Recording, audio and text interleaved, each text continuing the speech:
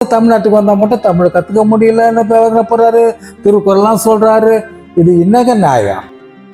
இந்த 100 நாள் வேலை வாய்ப்பு திட்டம் எப்போ தமிழ்நாட்டுக்குள்ள வந்ததோ அன்னையிலேருந்து விவசாயம் அழிய ஆரம்பிச்சிச்சு. மாடு மேய்க்கிற மாடு மேய்யி உன் பிள்ளைய கொண்டு மாடு மேய்க்க விடுந்தா இன்னைக்கு பிஜேபி ஆரம்பிச்சது இல்லையா விவசாயம்னு.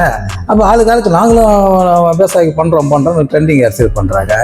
சார், நீங்கள் மாநாடு நடத்துறதுலையோ கூட்டம் நடத்துலையோ இதெல்லாம் தேவையில்லைங்க. நாங்கள் சொல்றது தான் தீர்வு. இந்த விவசாயிகளுக்கு விவசாய வேலை செய்யறதுக்கு இன்னைக்கு ஆளே இல்லாத போயிடுச்சு. வணக்கம் ஸ்ரீ டிவி நேயர்களே. நம்ம இப்ப சந்திக்கக்கூடிய தலைவர் தமிழக முன்னேற்ற காங்கிரஸ் நிறுவனர் தலைவர் அருள்தாஸ் அவர்களிடம் தான் இப்ப நம்ம பேச போறோம். வணக்கம் சார். பரபரப்பான இந்த வாரம் போச்சு. என்னன்னா பிரதமருடைய வருகை தமிழ்நாட்டில். அதனால விவசாயிகளுக்காக குரல் கொடுத்த பிரதமர் எப்படி பாக்குறீங்க? என்ன குரல் கொடுத்த விவசாயிகளுக்கு? விவசாயிகளை ஒழிப்பதற்காக கடந்த காலங்களில் விவசாய சட்டங்களை கொண்டு வந்தார்.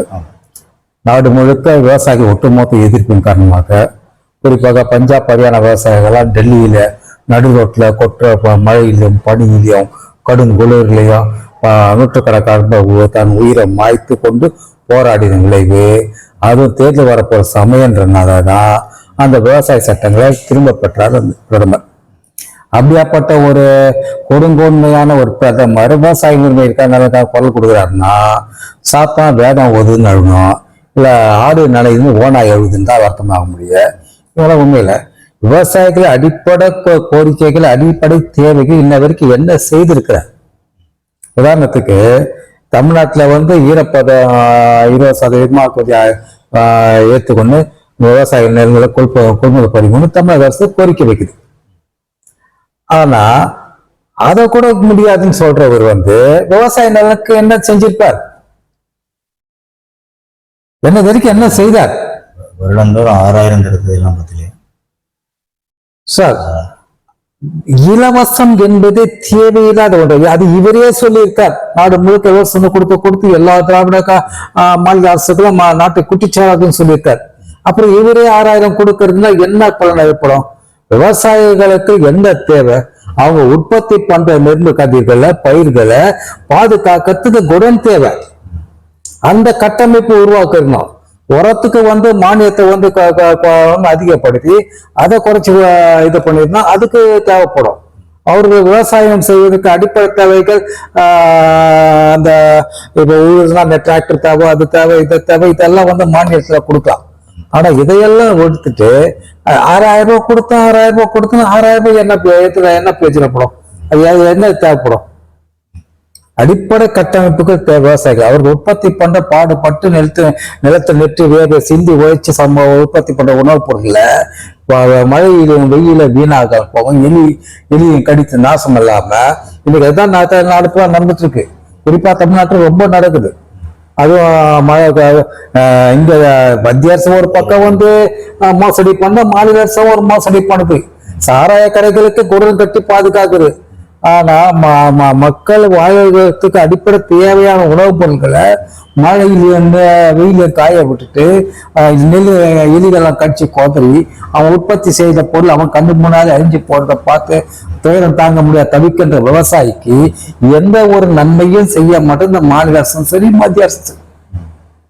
இதுல மோடி விவசாயி நன்மைக்காக கொல்லக்கூடாது. இதெல்லாம் எப்படி ஏத்துக்கிறது? நகைப்புக்குரிய விஷயம்தான். சாத்தா வேத ஓதம் தான். கூட விவசாயம் நிறைய பேர் கலந்துட்டா. இந்த பாண்டியன் அவர் பேசியது நான் ஏன் தமிழை சின்ன வயசுலயே கத்துக்கல அப்படின்னு வேதனைப்பட்டாரு பிரதமர். தமிழ்நாட்டை இப்படி சொல்றாரு. ஒரு சில போய் என்ன சொல்றாரு? தமிழர்கள் திருடர்கள்னு. பீகார்ல போய் என்ன சொல்றாரு? தமிழர்கள் பீகார்ல அடிக்கிறாங்க தாக்குறாங்க அப்படின்றாரு. ஒரு இனத்துக்கு தமிழ் இனத்துக்கு மற்ற இனத்துக்கு சண்டை மூட்டி விடுறாரு. இவர் தமிழ்நாட்டுக்கு வந்தா மட்டும் தமிழை கத்துக்க முடியலன்னு போறாரு, திருக்குறள்லாம் சொல்றாரு.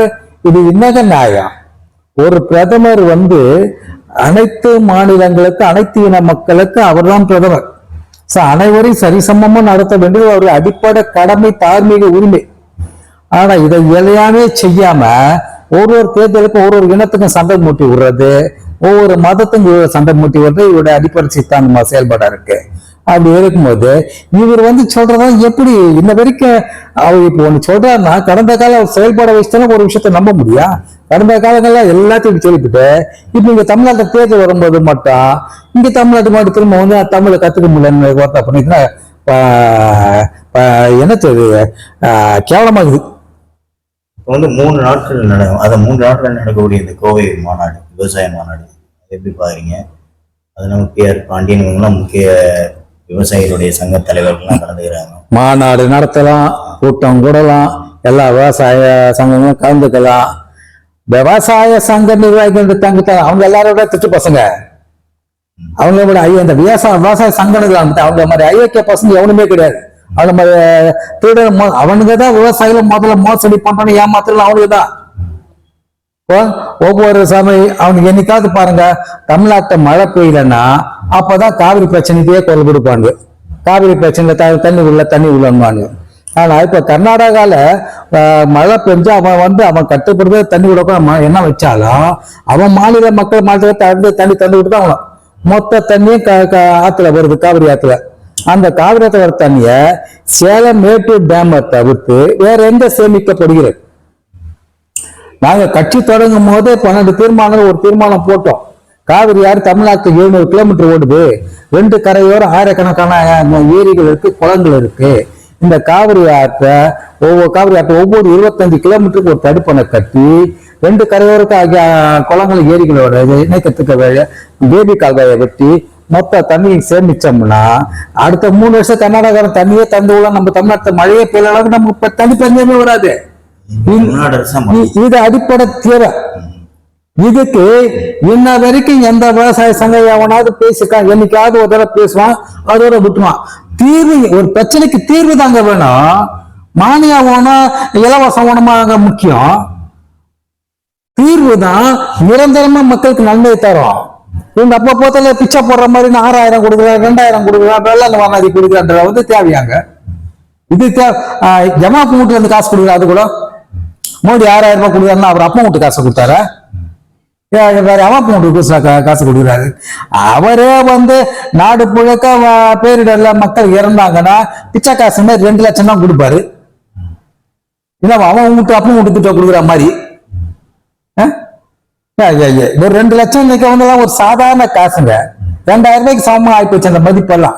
அதை கொடுத்து சத்தம் கொடுங்க, 5 லட்சம் கொடு, அது பெரிய சாதனை அவருக்கு. ஏன்னா அவரு கஷ்டப்பட்டு பாடுபட்டு வாய்ச்சா சம்பாதிச்ச காசு இல்ல, அதனால அவ்வளவுதான் கொடுப்பாரு. அந்த மாதிரி எந்த ஒரு பிரச்சனைக்கு தீர்வு தான் வேணுமே மக்களுக்கு. மக்களுக்கு வந்து இலவசம் தேவையே இல்லைங்க. புரியுதா?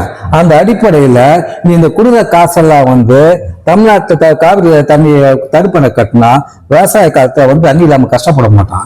கர்நாடகா அந்த தண்ணி கேட்டு சண்டை போட மாட்டான். அந்த மக்களும் வந்து அவன் தண்ணிலாம் சமைத்த நான் எப்படிங்க விடுறேன்னு அவனும் கேட்கறான். அவன் பக்கம் நியாயத்தையும் பார்க்கலாம்.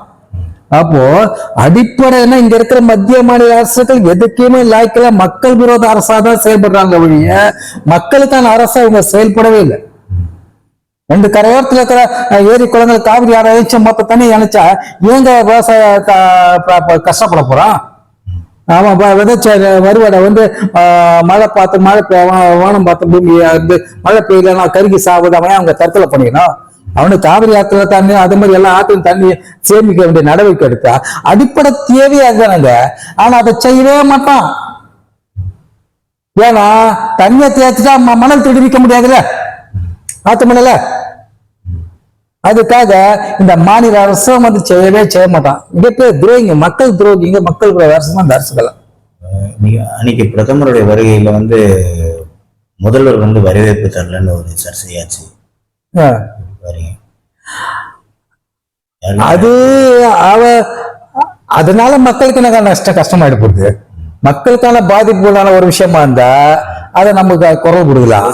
இவரு வந்து பிரதமர் ஆக்சுவலி வந்து ஒரு புரோட்டோகால் தெரியுங்களா?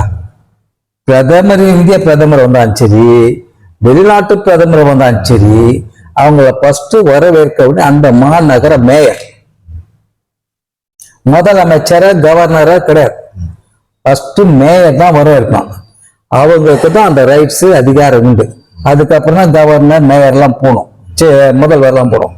ஆனா இத வந்து அப்படி ஒரு உரிமைய இந்த திராவிட அரசு அவங்க மேயர்களுக்கு கொடுக்க வேண்டியது கிடையாது. முதல்ல மேயர்களுக்குன்னு ஒரு கௌரவம், கண்ணியம், அந்த தகுதி அதையெல்லாம் இருக்குது. நம்ம சென்னை மாநகர பேரை பாருங்க, யாருன்னா மேயர்னு சொல்லுவாங்களா? நம்ம தான் தமிழ்நாடு போல மேயரா போடுதியான்னா அவங்களுடைய அதிகாரம் என்பது அளவிடாத முடியாது. அதை பயன்படுத்தி அவருக்கு அரசியல் பண்ண ஆரம்பிச்சா முதல்வருக்கும் துணை முதல்வருக்கும் அவ பேரு அவங்களோட அரசியல் அவங்க டம்மி ஆயிடும், இவங்க ரைஸ் ஆயிடும், அவங்க பயத்துறதா ஒன்னுத்துக்குமே தகுதியில்லாத ஆட்கள்லாம் மேயரா போட்டு வச்சுக்கிறாங்க. அதனால பிரதமர் அவருக்கு முதல்ல மேயர் தான், அந்த மேயர் வரவேற்கிறான்னு தெரியல. ஆனா இதனால நாங்க எந்த ஒரு விஷயத்துக்கும் அதனால் மக்களுக்கு பாதிப்பு உண்டாலும் அதுக்கு நாங்க குரல் கொடுப்போம். மக்களுக்கு பாதிப்பு, மக்களுக்கு நன்மை தராது எந்த ஒரு விஷயம் நாங்க பேசுறது கிடையாது. இன்னைக்கு கூட திருநெல்வேலியில நாத்தக கட்சி சீமான் மாடு மேய்க்கும் போராட்டத்தை துவங்க போகும்போது போலீஸ்கார் தடுத்திருக்காங்க, வலைவீச்சில் இருக்கு. அவரு ஏதாவது பாமாளித்தனமா பண்ணி கிடப்பாரு. மத்த பெரிய கட்சிகள் தான் மக்களை முட்டாளாக்கன்னா இவர் வேற விதத்தை முட்டாளாக்கினுக்கிறாரு. மாடு மேய்ய உன் பிள்ளைய குடும்ப மாடு மேய்க்க விடுந்தா மத்தப்பா ஆளுங்களை ஏன் மாடு மேய்க்கணும்னு சொல்ற? நீ உன் பிள்ளைங்களெல்லாம் இன்டர்நேஷனல் ஸ்கூல்ல படிக்க வைப்ப, மத்த பசங்க பிள்ளைங்களாம் மாடு மேய்க்கணுமா? அதுக்கு ஒரு போராட்டமா? யாருக்காக போராட்டம் நடத்துற? மாடு மேய்க்கிற போராட்டம், மாடு மேய்க்கிற உரிமையா காட்டு பகுதியில வாங்கி கொடுத்து சொல்ற ஒரு தலைவனுடைய பேசுற பேச்சா இது? ஒரு தலைவன் நானா அவன் அப்பங்கார மாடு மேய்ச்சி அவன் பிள்ளைய நல்லா படிக்க வச்சு கலெக்டராவோ என்ஜினியராவோ ஒரு நல்ல தொழில் அதிபரோ ஒரு நல்ல நிலைக்கு கொண்டு வரணும்னு நினைக்கிறான். அவன் பிள்ளையும் மாடு வைக்கிறான், அதுக்கு நான் உரிமை வாங்கி தரேன்னு சொன்னா பாஜக RSS சொல்ற அதான் தாழ்ச்சி செய்யறான். அப்ப இந்த RSS பிஜேபி சொல்றது தப்பு. இதெல்லாம் பைத்தியாத்தன காய்க்கு அவ்வளவு அக்கறை அந்த ஊர் பிள்ளை போய் மாடு வைக்க சொல்லுங்க. அந்த குடும்பத்தை தான், இந்த குடும்பத்துக்காக தான் இவர் பேசுறாரு. எந்த குடும்பத்துக்கு? எதுக்கு மாடு மேய்க்கும் குடும்பத்துக்கு என்னங்க உரிமை? அவனுக்கு கல்வி உரிமை வாங்கி கொடுக்கறது போராடு. நாங்களும் கூட பொண்ணிக்கிறோம்.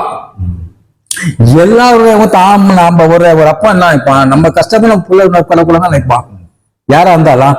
அப்போ அவன் பிள்ளைக்கு நமக்கு மாடு மேய்க்கிற நம்ம பிள்ளையாவது படிச்சு முன்னு நினைப்பான். அந்த கல்வி அறிய கல்வி இலவச கல்வி வாங்கி கொடுத்து போராடு. நாங்க கூட நிக்கிறோம். மாடு மேய்க்கிற உரிமையை வாங்கிக்கிற மாடு போறா அப்ப அவன் பிள்ளை ஒண்ணும் அப்படியேதான் கிடைக்கும். முன்னேற கூடாது அந்த குடும்பம். என்ன அந்த குடும்பத்துக்கு சரி நன்மை அது? மாடு செஞ்சு நிறைய பெரிய ஆளானவங்களும் இருக்காங்க சார். பெரிய ஆளானவங்க விரல் விட்டு எண்ணக்கூடிய ஆட்கள் தான் இருப்பாங்க. 1, 2, 5, 10 போயிருவாங்க.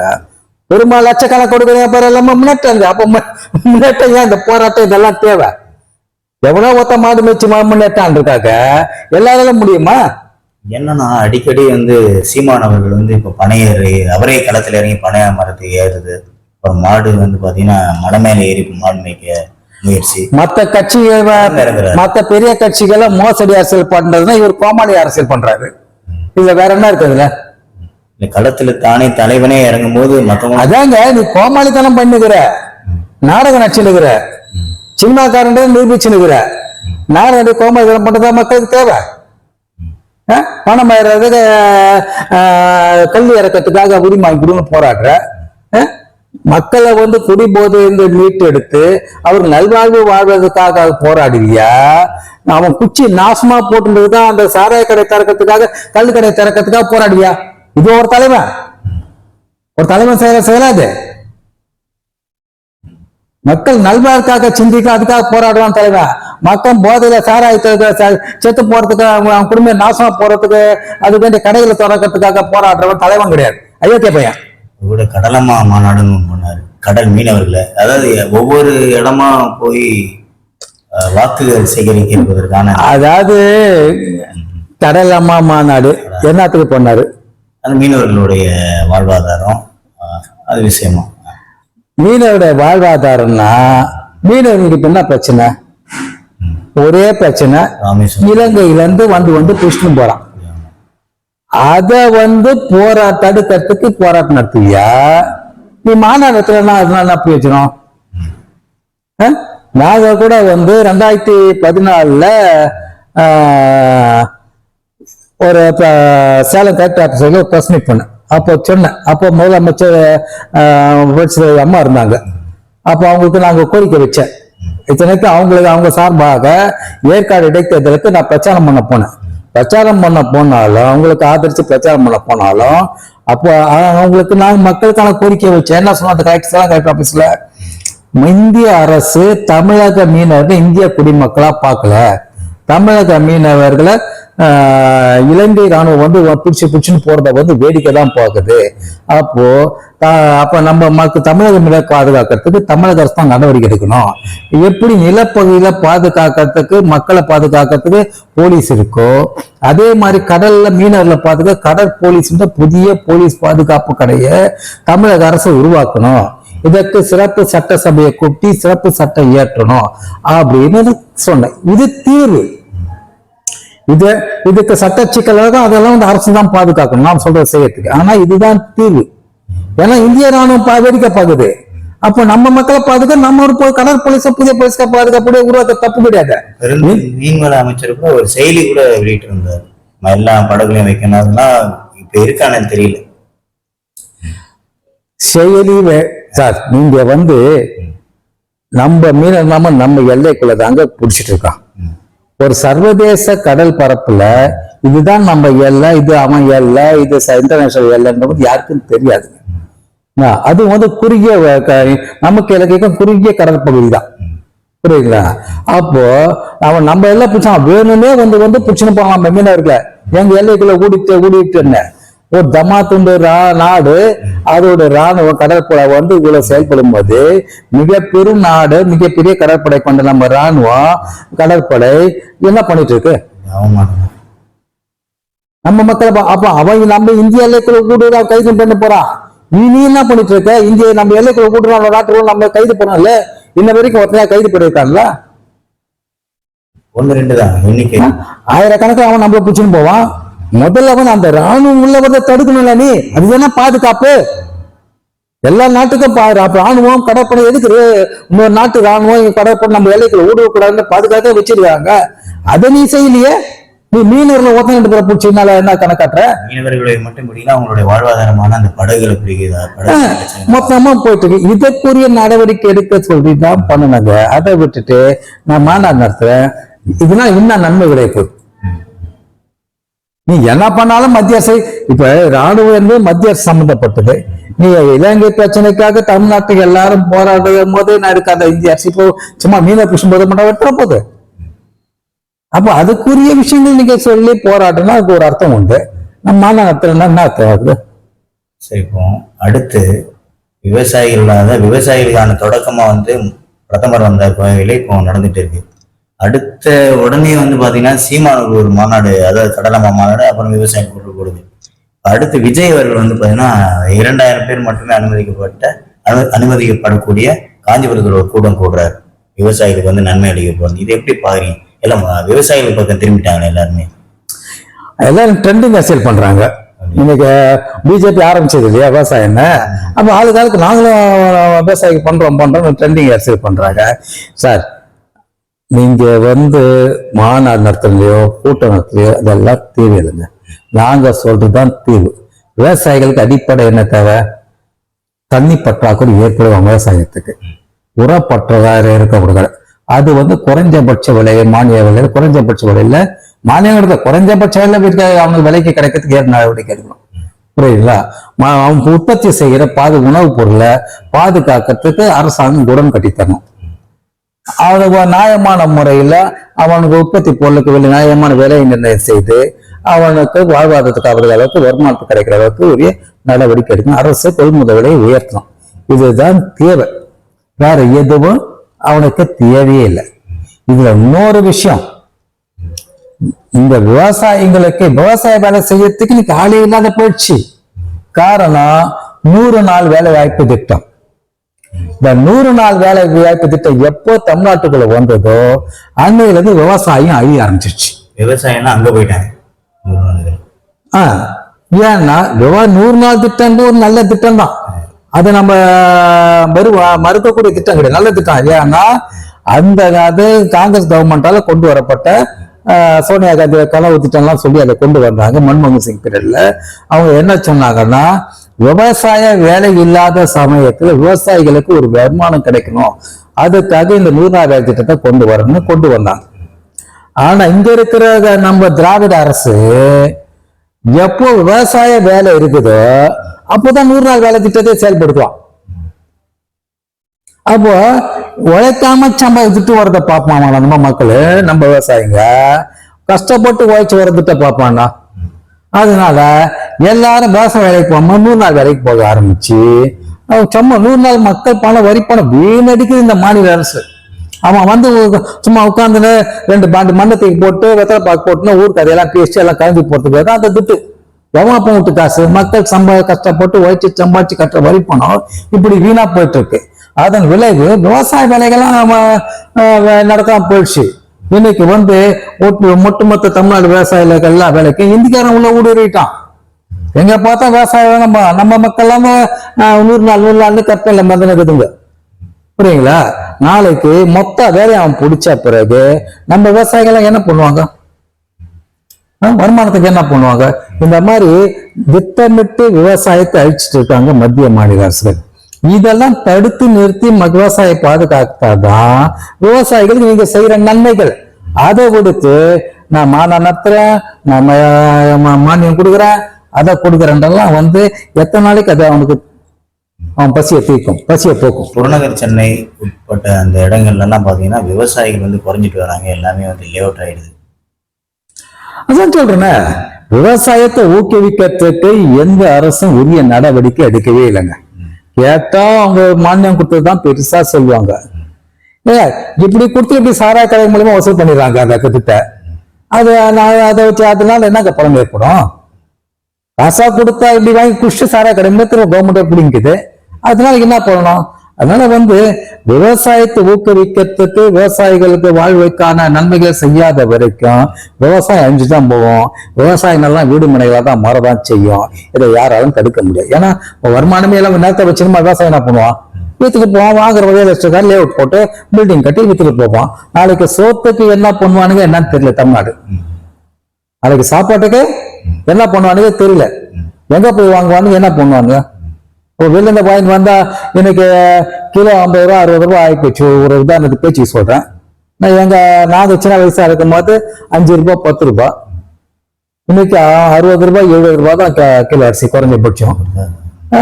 நாளைக்கு மொத்த விவசாயம் அழிஞ்சு போயிட்டு வெளிநாட்டு அரிசியை வாங்கி வந்தா மக்கள் வாங்கக்கூடிய சக்தி எங்க போவான்? அப்போ 200 ரூபாய் 300 ரூபாய்க்கு விற்பான் 200 கிலோ.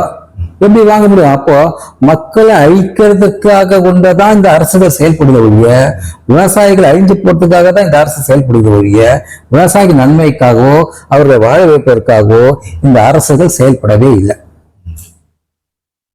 வரக்கூடிய தேர்தலில் எந்த மாதிரியான ஒரு அறிக்கை வெளியிட்டால் நல்லா இருக்கும் விவசாயிகளுக்கான ஒரு தீர்வா? நாங்க சொன்னதான் காவிரியாக 2 பக்கம் கால்வா வெட்டி தண்ணியை சேமிக்கிற நடவடிக்கை எடுக்கணும். உரங்கள் எல்லாம் வந்து ஒன்று இலவசமா கொடுக்கணும், இல்லைன்னா அவங்க வாங்கக்கூடிய சக்தியில கொடுக்கணும். 100 நாள் வேலை வாய்ப்பு திட்டத்தை அந்த விவசாய வேலை இல்லாத சமயத்துல மட்டும்தான் அமல்படுத்தணும் ஒழிய, விவசாய வேலை நேரத்துல அமல்படுத்துற அதிகாரி இம்மிடியட்டா வேலையை விட்டு டிஸ்மிஸ் செய்யணும். அதுக்கப்புறம் வந்து